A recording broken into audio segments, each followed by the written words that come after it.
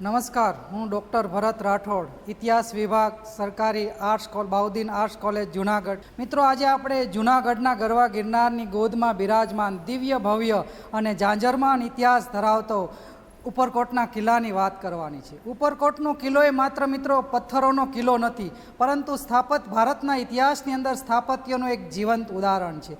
અહીંયા જો તો તમે રક્ષણાત્મક દિવાલો આવેલી છે કે જે ઈસવીસનની બીજી ત્રીજી સદી મૌર્ય સામ્રાજ્યથી લઈ અને સોડાસમા વંશ હોય, રાહ વંશ હોય કે બાબી વંશ હોય, આવા અનેક ઇતિહાસના વંશોનો ઇતિહાસ ધરાવતો આ ભવ્ય કિલ્લો આજે પર ઝાંઝરમાન ઇતિહાસ લઈને આપણી સામે ઊભો છે. તો ખરેખર આ કિલ્લાને જાણવો અને માણવો એ જીવનનો એક લાવો છે.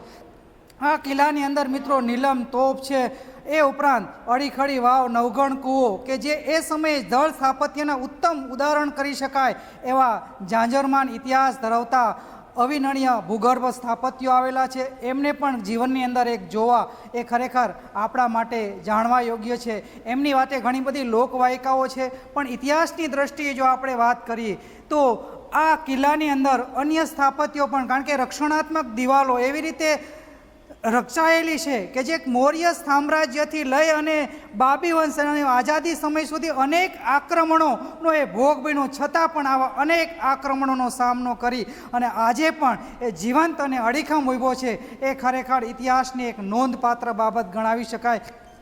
તો એ બાબતને પણ ઇતિહાસની અંદર આપણે ખરેખર જીવનની અંદર જાણવી જોઈએ. અને વર્તમાન સમયની અંદર ભારત સરકાર આ પ્રાચીન ઐતિહાસિક કિલ્લાની નોંધ લઈ અને અનેક સમારકામ કરીને પ્રવાસીઓ માટે એક આકર્ષણનું કેન્દ્ર ઊભું કર્યું છે કે જેને કારણે દેશ વિદેશના પ્રવાસીઓ આ કિલ્લાની એક વખત મુલાકાત લઈ તો એ ભાવ વિભોર થઈ જાય છે અને આ કિલ્લા અને જાણવા અને માણવા માટે એટલા બધા તત્પર બને છે કે જ્યારે અન્ય પ્રવાસીઓને પણ એ આવવા માટે આ કહેવા માટે એ લોકો કહે છે કે એ પ્રવાસીઓ પણ અહીંયા આવી અને આ ઐતિહાસિક કિલ્લાની નોંધ લે, એના ઇતિહાસને જાણે અને આ ઇતિહાસને જાણવાને કારણે આ જૂનાગઢને એક ભવ્ય અને ઝાંઝરમાન પ્રાચીન કિલ્લાની ઐતિહાસિક બાબતોથી આપણે સૌ માહિતગાર થઈએ.